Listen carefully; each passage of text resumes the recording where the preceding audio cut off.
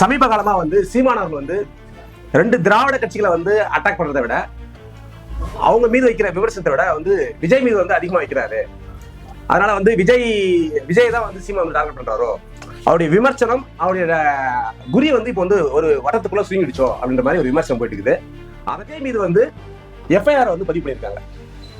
இதுக்கு பின்னாடி வந்து திமுக இருக்குமோ அப்படின்ற மாதிரி ஒரு விஷயம் போயிருக்கு. 2009 நாம் தமிழர் கட்சி தொடங்கப்பட்ட போது கருணாநிதி ஜெயலலிதாங்கிற ரெண்டு பெரிய ஆளுமைகள் வந்து தமிழ்நாட்டில் இருந்தாங்க. 2010 வந்து 2009 அமைப்பு 2010 வந்து கட்சி தொடங்குறாங்க. அது தொடங்கப்பட்டு திமுகவுக்கும் ஜெயலலிதாவுக்கும் எதிராக வந்து வலிமையா அரசியல் செய்ததுனாலதான் சீமான் வந்து தமிழக மக்கள் மத்தியில் வந்து அடையாளப்பட்டார். சீமான் அவர்கள் வந்து அவங்க ரெண்டு பெரும் ஆளுமைகளை தொடர்ச்சியா எதிர்த்தனாலதான் அந்த திமுக அதிமுக ரெண்டு கட்சியை வந்து தொடர்ச்சியா எதிர்த்தனாலதான் 8 விழுக்காட்டுக்கு மேலான அந்த வாக்குகள் வந்து இன்னைக்கு நாம் தமிழர் கட்சி கிடைச்சிருக்கு. ஆனா இப்ப சமீப காலமா வந்து பாத்தீங்கன்னா சீமான் அவர்கள் வந்து விஜய் வந்து தொடர்ச்சியாக தாக்குதப்படுது. ஆரம்பத்துல வந்து விஜய் வந்து தம்பினாரு, தம்பிக்கு வந்து வாக்கு சொன்னாரு, தம்பி கட்சியுடைய கொடியை அறிவிக்கப்படும் போது வாக்கு சொன்னாரு, கட்சி வந்து மாநாடு அறிவிச்ச பிறகு மாநாட்டுக்கும் வாக்கு சொன்னாரு. அதன் பிறகு வந்து கட்சியுடைய கொள்கை தலைவர்களாக சில தலைவர்கள் சொன்ன உடனே சீமானை வந்து அவர் எதிர்க்க ஆரம்பிச்சாரு. கருணாநிதி என்கிற ஒரு கயவன் தமிழ் அப்படின்ற ஒரு போர்வையில ஈழத் தமிழருக்கு செய்த மிகப்பெரிய துரோகம் இரண்டகம். அந்த துரோகம் வந்து தமிழ் நெஞ்சில வந்து கனலாக அப்படியே கலந்துருக்கு. என்னடா செய்யறது இந்த அப்படின்னு மக்களுக்குள்ள வந்து ஒரு மிகப்பெரிய ஆதங்கம் இருந்தது, ஒரு வெறி இருந்தது.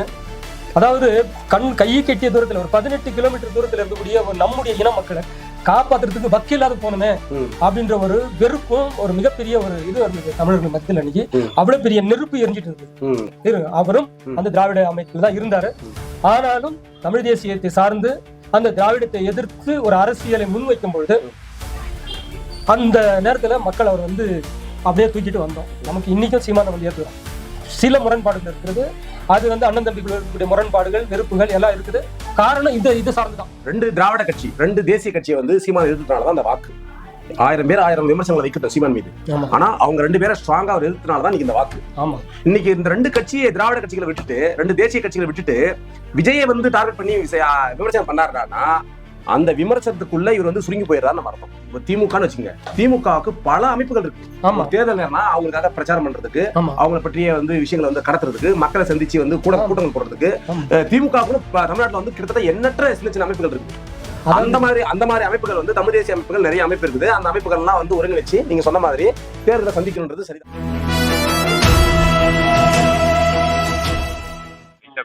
என்ன சம்பவம் நடந்தது முதல்ல சொல்லிட்டேன். எல்லாத்துக்கும் தெரியும்.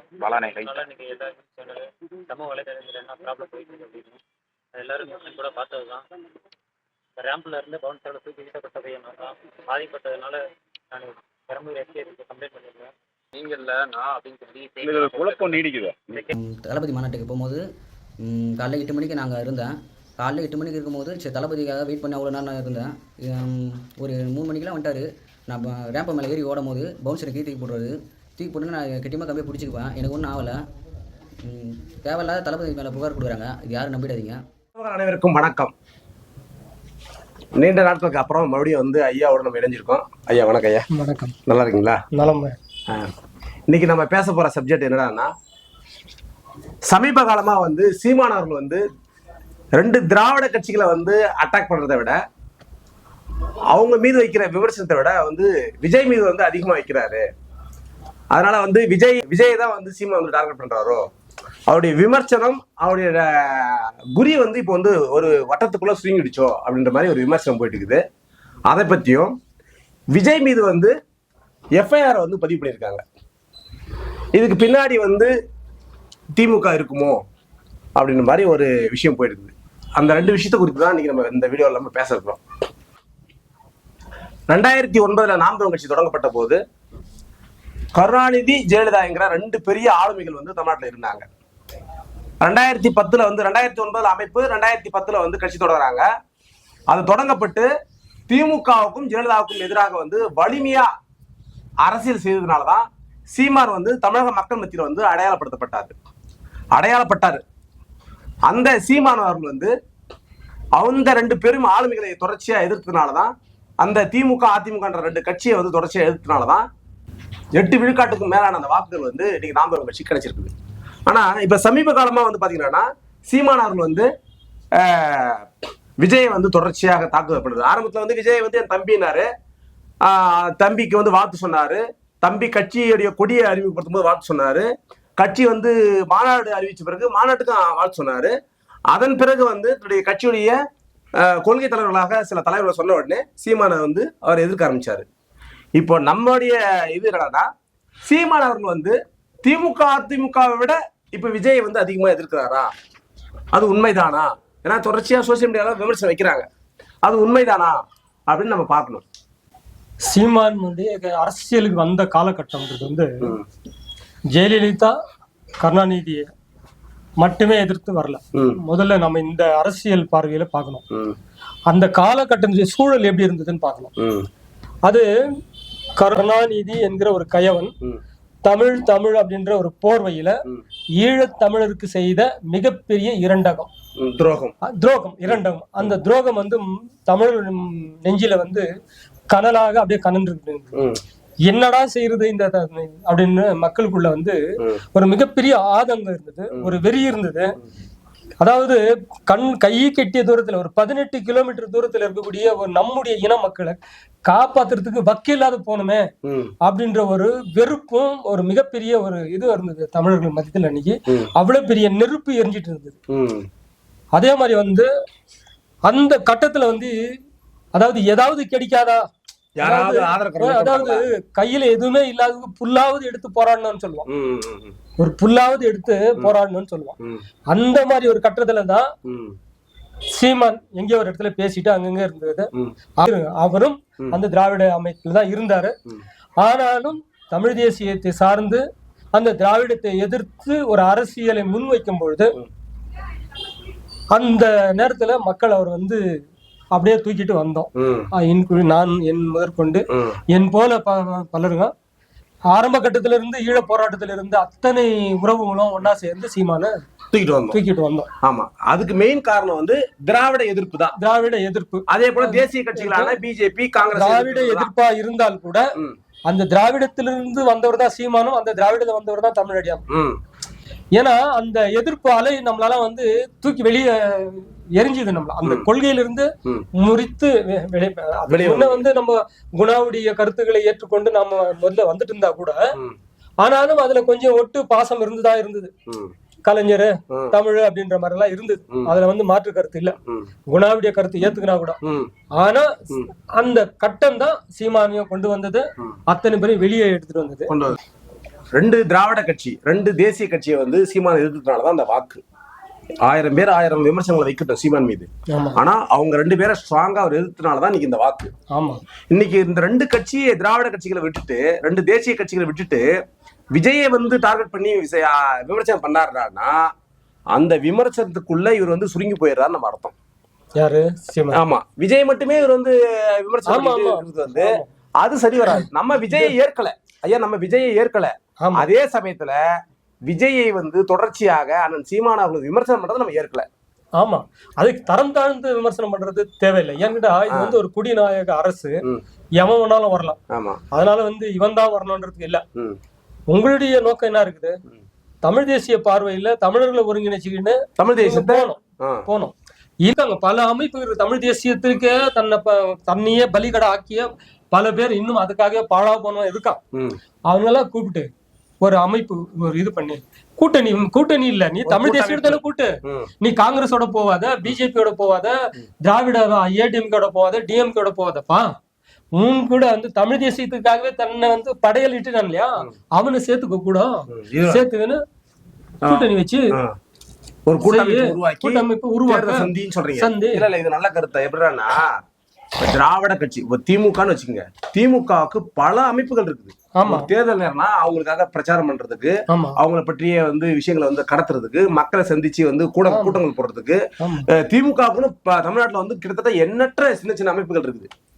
அந்த மாதிரி அமைப்புகள் வந்து தமிழ் தேசிய அமைப்புகள் நிறைய அமைப்பு இருக்குது. அந்த அமைப்புகள் எல்லாம் வந்து ஒருங்கிணைச்சு நீங்க சொன்ன மாதிரி தேர்தலை சந்திக்கணும்ன்றது சரிதான். அதே சமயத்துல அந்த நேரத்துல நம்ம என்ன சொல்றோம்னா, சீமான் அவர்கள் வந்து விஜயை மட்டுமே எதிர்க்கிறேன் அப்படிங்கிற ஒரு சின்ன வட்டத்துக்குள்ள சுருங்கிடக்கூடாது. நம்ம தொடர்ச்சியாக நம்ம வந்து 2 திராவிட கட்சிகளை வந்து எதிர்க்கணும், அதுல வந்து ஸ்ட்ராங்கா நிக்கணும்ன்றது நம்ம சொல்றோம். அப்புறம் இன்னொன்னு ஐயா, சவுக்கு என்ன சொல்றாப்புல ஒரு பேட்டியில, ஸ்டாலின் அவர்களை சந்திச்ச பிறகுதான் சீமானுடைய இந்த இதெல்லாம் வந்து மாறுச்சு. ஆமா ஆமா அதுல எனக்கும் அந்த இது இருக்கு. ஸ்டாலின் மட்டும் இல்ல, ஸ்டாலினுடைய பையன் உதயசங்கர் அவனுடைய பையன் எல்லாம் சேர்ந்து போய் சீமானை சந்திச்சிருக்காங்க. ஒரு அரசியல் தலைவன் வந்துட்ட பிறகு அது யாரா இருந்தாலும் ஒரு மரியாதை இருக்கு. அது வந்து அங்கிள், மாமா, மச்சான், ஸ்டாலின் அப்படின்றதெல்லாம் வந்து ஏற்க முடியாது. அது எந்த யாராலும் வந்து அது அரசியலுக்கு ஏற்புடையது இல்ல. இதுக்காக தான் அவங்க சந்திச்சிருக்காங்க. இந்த மாதிரி வந்து ஒரு அரசியல் அநாகரிகத்தை வந்து பேசியிருக்காங்க மாதிரி தெரியுது. ஏன்னா நம்ம வந்து பக்கத்துல இல்ல இல்லையா, பேசி இருக்கலாம் அப்படின்னு நம்மளுக்கு ஒரு யூகம். அதுல வந்து ஸ்டாலின் அங்கிள் அப்படின்னு சொல்லி சொன்னது வந்து அது தவறுதான். ஏன்னா கடந்த காலங்கள்ல திமுக மற்ற தலைவர்கள் வந்து பண்ணாத விமர்சனத்தோடு இல்ல, நாம அங்க போற தேவையில்லை. ஏன்னு கேட்டா அது குப்பை நமக்கு தெரியும். நான் சொல்லிடுறேன், கடந்த காலங்கள்ல திமுக வந்து மற்ற தலைவர்கள் மீது வைக்காத விமர்சனத்தை ஒன்னும் பெருசா வந்து விஜய் வச்சில்ல. அதுல நமக்கு மாற்றுக்கிறது இல்லை. ஆனா விஜய் அவர்கள் வந்து கட்சி தொடங்கின போது என்ன சொன்னார்னா, நான் வந்து நாகரிக அரசியல தான் நான் முன்னெடுக்க போறேன், மத்தவங்க மாதிரி வந்து ஒரு கீழ்த்தரமான அரசியல் நான் முன்னெடுக்க மாட்டேன் அப்படின்னு சொல்லி சொன்னாப்ல. ஆனா இந்த மாநாட்டுல வந்து ஒரு தமிழ்நாட்டுடைய முதலமைச்சர் வந்து ஸ்டாலின் அங்கிள் பேசுறாப்ல. இதே போல வந்து குஜராத்ல வந்து ஹர்திக் பட்டேல்னு ஒருத்தன் என்ன பண்ணா, ஒரு இதை விஜயை விட 2 மடங்கு ஒரு கூட்டத்தை கூட்டி அந்த கூட்டத்துல அவன் என்ன பண்றான்னா, அன்னைக்கு இருந்த குஜராத் முதலமைச்சரான ஆனந்தி பென் பட்டேல் என்ற ஒரு பெண்ணுடைய முதலமைச்சர் என்ன பண்றான், ஆன்டின்னு சொல்லிடுறான். ஆனா அதை வந்து அந்த பட்டேல் சமூக மக்களே ஏத்துக்க மாட்டேங்கிறாங்க. அவங்களே வந்து அதுக்கு எதிர்ப்பு தெரிவிச்சு என்ன பண்றாங்கன்னா, உன் கருத்துல வந்து எனக்கு உடன்பாடு கிடையாதுன்னு சொல்லி அன்னைக்கு வந்து அந்த ஹர்திக் பட்டேலுக்கு வந்து எதிர்ப்பு பதிவு பண்ணாங்க. அதே போலதான் நம்ம இப்ப சொல்றோம், ஒரு தமிழ்நாட்டின் முதலமைச்சரை வந்து விஜய் அவர்கள் வந்து ஸ்டாலின் அங்கிள் அப்படின்னு சொல்றதை வந்து நம்ம ஏற்கல, அதை நம்ம வன்மையா எதிர்க்கிறோம். அப்புறம் இந்த நேரத்தில் நீங்க இன்னொரு விஷயம் சொன்னீங்க, நீங்க இதே மனசில் கொண்டுதான் திமுக வந்து ஒரு வேலையை வந்து விஜய் மீது பண்ணிருக்குமோ அப்படின்னு சொல்லி எனக்கு சந்தேகம் இருக்கு. எப்படின்னா 3 தினங்களுக்கு முன்னாடி வந்து விஜய் மீது வந்து எஃப்ஐஆர் போட்டிருக்காங்க. ஆமா, இந்த மதுரையில் நடந்த அந்த மாநாட்டுல அந்த ராம்பேக் அந்த மேடை மீது வந்து ஒரு ரசிகன் ஏறி போயிடறான். அதை வந்து விஜயோடைய பவுன்சர் என்ன பண்றாங்க, தூக்கி வந்து போட்டுறாங்க, குண்டு போட்டுறாங்க. இந்த பவுன்சருக்கு வந்து தூக்கி போட்ட அந்த பையன் வந்து சரத்குமார்ன்ற ஒரு பையன் வந்து எஸ்பி ஆபீஸ், பெரம்பலூர் எஸ்பி ஆபீஸ்ல போயிட்டு விஜய் மீது கம்ப்ளைண்ட் பண்ணணும்னு சொல்றான். அதுக்கப்புறம் அந்த வழக்கு நடந்தது வந்து மதுரைன்றனால மதுரை குன்னம் அந்த போலீஸ் ஸ்டேஷன்ல விஜய் மீதும் அந்த 10 பவுன்சர்கள் மீதும் வந்து வழக்க பதிவு பண்ணியிருக்காங்க.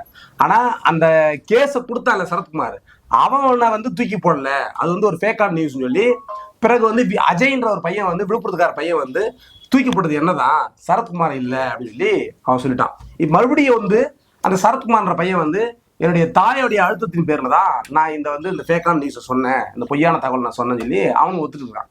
இப்ப நம்ம என்ன சொல்ல வரோம் அப்படின்னா, இந்த மாதிரி திட்டமிட்டு விஜய் மீது எஃப்ஐஆர் போடுறதுக்கு பின்னாடி இருந்து இழங்குறது வந்து ஸ்டாலின் அங்கிள்னு சொல்லி விஜய் சொன்னதுனால திமுக தான் அந்த வேலையை பண்ணுதோ இல்ல இருக்கலாம். ஆனா வந்து அது வழக்கு போட வேண்டியதா போடக்கூடாது, அது மட்டும் சொல்லுங்க. ஒரு உயிர் அது, அவன் ஏதோ ஆத்திரத்துல அவசரத்துல ஏதோ பாக்கணும்னு வரான். அவன் ஒரு ரசிகன். ஆமா, அவனுக்கு அரசியல் அறிவு இருக்குதா இல்லையா? இல்ல.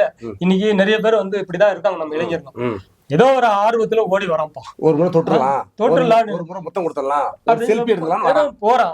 அவனுடைய ஆசையை நிறைவேற்றிட்டு போகணுமா, நீ அவனை தூக்கி கீழே பண்ணுமா? அது பெரிய தவறு. அரசியல் வர வா. ஏன்னா ஆரம்பத்துல சீமானும் புதியவர் தான் வந்து அவர் கால் வச்ச நேரத்துல இனி வந்து சீமான் புதுசா வந்து விஜய் சொல்றாங்க, விஜய் புதுசா வந்துட்டு அப்படி இப்படின்லாம் சொல்றாங்க. யாருமே வந்து காலை வைக்கும் போது புதியவன் தான். அவனுடைய அனுபவம் வந்து அவனை வந்து ஒரு மெச்சூரிட்டியா எடுத்துட்டு வருது.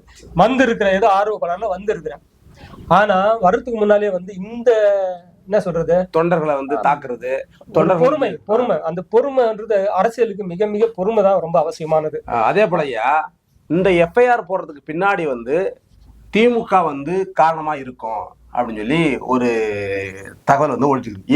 ஏன் அப்படின்னா, வருங்காலத்துல விஜய் வந்து திமுகவுக்கு எதிரான நிலைப்பாட்டை தொடர்ச்சியா எடுத்தாருன்னா அப்ப வந்து இந்த எஃப்ஐஆர் வந்து திமுகவுக்கு பயன்படும், அன்னைக்கு இது விஜய் மீது வந்து நடவடிக்கை எடுக்கிறதுக்கு பயன்படும் சொல்லி திமுக வந்து ஒரு எஃப்ஐஆர் போட்டு வச்சிருக்கு அப்படின்ற மாதிரி ஒரு தகவல் வந்து. இதெல்லாம் வந்து நமக்கு இருக்கிற ஒரே ஒரு கனவு, தமிழ் தேசிய அரசியலை மக்கள்கிட்ட கொண்டு போறதுக்கு, அதை மக்கள் கையில கொண்டு சேர்க்கறதுக்கு சீமான் தேவையா இருக்காரு.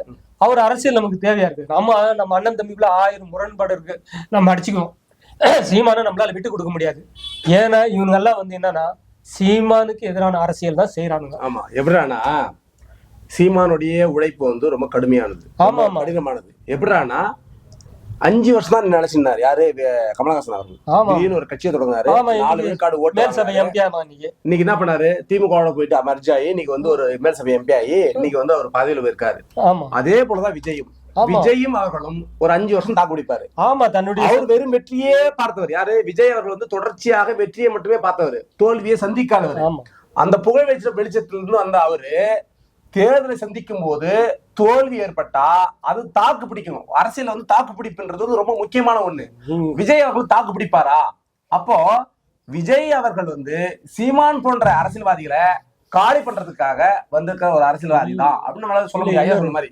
ஏன்னா ஒரு 5 ஆண்டு சீமானுடைய உழைப்பை வந்து இவர் வந்து உறிஞ்சு எடுக்கிறாரு. சீமானுடைய உழைப்பை வந்து இவர் வந்து தடுக்கிறாரு யாரு, விஜய் அவர்கள். இப்ப கடுமையா எந்த தமிழ்நாட்டில் எந்த ஒரு இஷ்யூ நடந்தாலும் அந்த களத்துல போய் நிக்கிறாரு. உதாரணமா இப்ப சமீபத்தில் நடந்த இந்த சென்னை இந்த துப்புரவு தொழிலாளருடைய போராட்ட களத்துக்கே விஜய் யாரு, சீமான் அவர்கள் போறாரு. போராட்ட களத்துக்கு போறது மட்டும் இல்லாம அவங்களை கைது பண்ணி கொண்டு போய் சிறையில் அடைக்கும் போது அந்த சிறைக்கு போறாரு. பிறகு அந்த மக்களுக்காக என்ன பண்றாருன்னா பொதுக்கூட்டம் நடத்துறாரு. ஆனா விஜய் அவர்கள் அந்த களத்துக்கே வராத ஒரு ஆளு. அப்போ சிறுக வந்து ஓட்டு வங்கியை பெருக்கி கொண்ட விஜய் இது சீமானுடைய அந்த அரசியல் பயணத்துல முட்டுக்கட்டை ஏற்படுத்துற ஆட்கள் தான் அந்த கமலஹாசன், விஜய் போன்ற ஆட்கள். இவங்களால நினைச்சு நிக்க முடியாது. அது இவனுக்கு என்ன கடைசியில இதே கமலஹாசனுக்கு வந்த மாதிரி ஒரு மேல் சபை எம்பி கொடுத்து நாளைக்கு இவனுடைய சொத்துக்கு ஒரு பாதுகாப்பு, ஒரு கார்டியனா அவனுடைய சொத்துக்கு கார்டியனா போட்டு உட்கார வச்சிருவாங்க. அவ்வளவுதான். இதுக்குதான் வந்து இவங்க என்ன பண்றாங்க, அரசியலுக்கு வந்து சீமான் போன்ற ஆட்களை காலி பண்றதுக்காக அவங்களுடைய வந்து வளர்ச்சியை வந்து தடுப்பதற்காக ஒரு 5 ஆண்டு பின்னுக்கு தள்ளுறாங்க இவங்க எல்லாரும். சீமான் அவர்கள் வந்து விஜய் மட்டுமே தொடர்ச்சியாக பேசுறத தவிர்க்கணும். ஆமாம், தமிழ் தேசியம் ஆட்சி அதிகாரத்தை பிடிக்கின்றானா 2 திராவிட கட்சிகளை கடுமையா எதிர்த்த இத்தனை ஆண்டுகள் எதிர்த்து வந்த போல அவருடைய பாதையில இருந்து நழுவாம மீண்டும் அவளை எதிர்க்கணும். அதே போல இந்திய தேசிய கட்சிகளான பிஜேபி, காங்கிரஸ் தமிழகத்துக்கு உதவாத ஒரு கட்சிகள், அவர்களை எதிர்ப்பதுல உறுதியா நிற்கணும். ஏன்னா விஜய் அவர்களும் தமிழ் தேசிய பிள்ளைதான். அவர்களை மீது வந்து நம்ம தொடர்ச்சியா கவனம் செலுத்தி அவர்களை வந்து டார்கெட் பண்ணி நம்ம வந்து தமிழ் தேசியம் வந்து ஒரு அரசாணையில ஏறுறத நம்ம தடுத்துக்க கூடாது. அதை நம்ம வந்து நிறுத்தி கூடாதுன்றத இந்த வீடியோ மூலமா நம்ம சொல்லிக்கிறோம்.